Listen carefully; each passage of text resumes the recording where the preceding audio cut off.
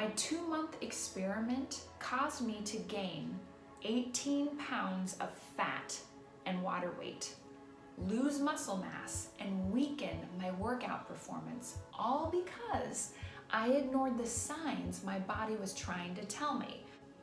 Welcome back, my fellow lifestyle enthusiasts. It's Lene, the author of The Forever Fat Burner, and I'm back to talk about a very popular subject. But before I do, let me just say welcome back to myself. It's been a little while.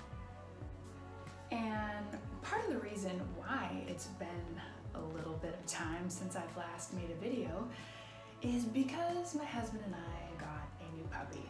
And not just any puppy, a big puppy. And needless to say, I thought I would be able to get a lot of stuff done for some reason, but that hasn't really happened. But now that he's just a tad bit older, I'm back in the groove. So thanks for your patience, and it's so good to be back. Today I want to talk about intermittent fasting and why it's become so popular. And if you're trying to figure out if it's just a fad or if you should try it, then this video is for you. In this video, I'm going to tell you about my experience, the mistakes that I made, and in the next video to follow this, I'll discuss the benefits of intermittent fasting and how to do it safely. I frequently experiment on myself, and I use some of the latest fad, diets, tactics, and science. And we call this process N=1, where the primary subject of this research is me. I decided to give intermittent fasting a try in combination with an extremely low carbohydrate lifestyle and truthfully feeling rather enthusiastic about how I initially felt, my energy, my symptom-free menses, my ability to fast regularly and lose a lot of water weight. I made a fatal dieting error, but in my research, I discovered that the rate of metabolism is more dependent upon the total number of calories consumed in a day than the frequency of eating. Therefore, I deduced that if my caloric intake stayed the same, regardless of the frequency in which I ate, then getting all of my calories in 2 meals would only help my fat loss process, right? The other thing I did was I applied the science of high-intensity interval training, knowing that this type of exercise can increase fat burning up to 24 to 48 hours post-workout. So I stepped up my HIIT training and did 20 minutes 5 times a week, knowing that I had hit the holy grail of fat loss. After all, each of these tactics alone has been proven to burn fat. Combining all of these methods all at once should be even better, right? To my dismay, I slowly started seeing my hard-earned muscle definition slip away. The inches on every part of my body were slowly increasing. In a matter of months, I gained 3 inches in my hips, 2 inches in my waist, and no longer was I able to feel powerful in my workouts, and I started to feel fatigued within 10 minutes. My strength suffered, and I went easily from being able to complete 25 push-ups to barely being able to do 5. I stuck to my guns for 2 months, and after testing my glucose one evening with a family member thinking I would win the award for the healthiest glucose levels, I was shocked to see that my levels were well above what someone should have had if they were in a fat-burning state.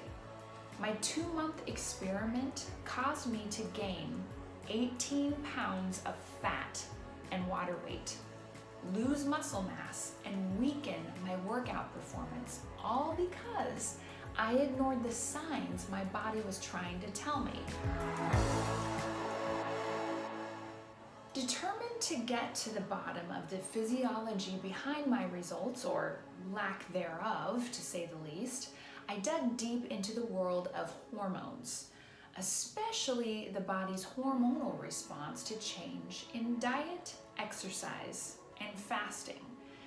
And what I discovered made so much sense that I knew I needed to alter my approach when helping others with their physical goals to lose weight.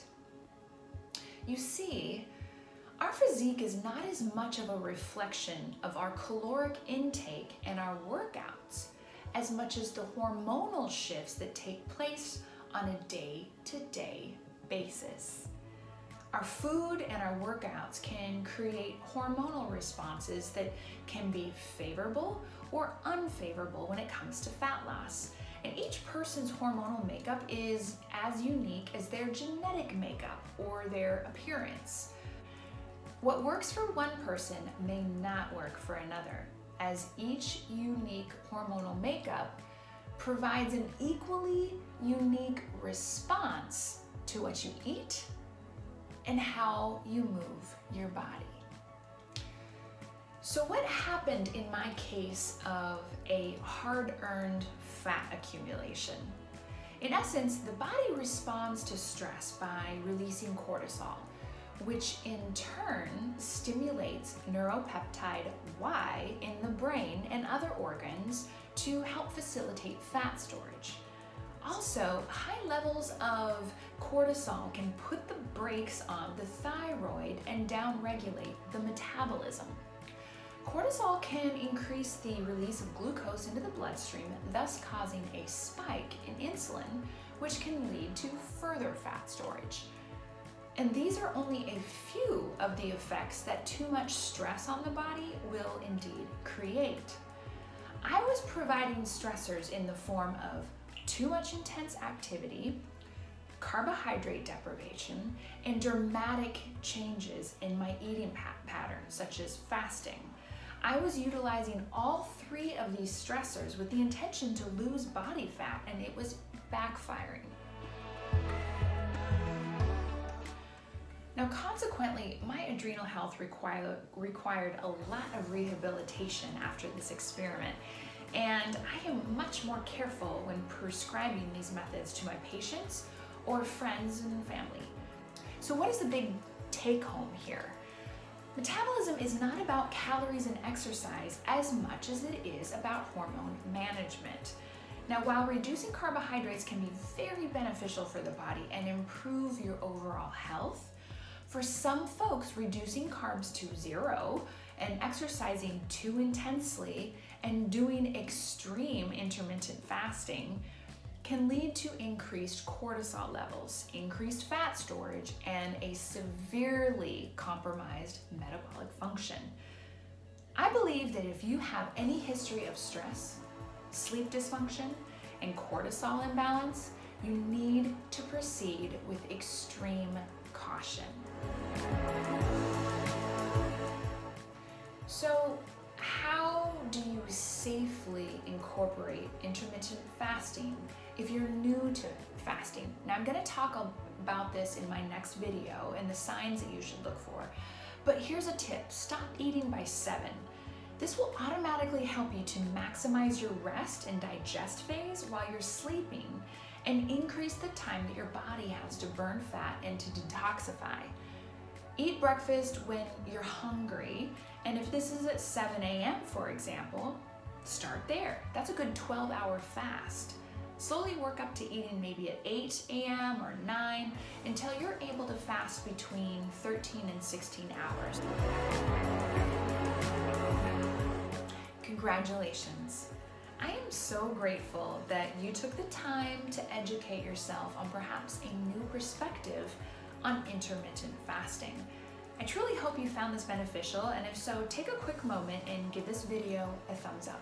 Share it with your friends, and if you're interested in improving your health, stick around. Maybe subscribe, leave a comment down below and tell me if you've tried intermittent fasting and if it worked for you. Now again, in the next video, I'm going to discuss how to work out while intermittent fasting, and I'm going to discuss the health benefits as well as signs that you should look for. So until next time, don't forget to supercharge your health and simplify your lifestyle. Mwah.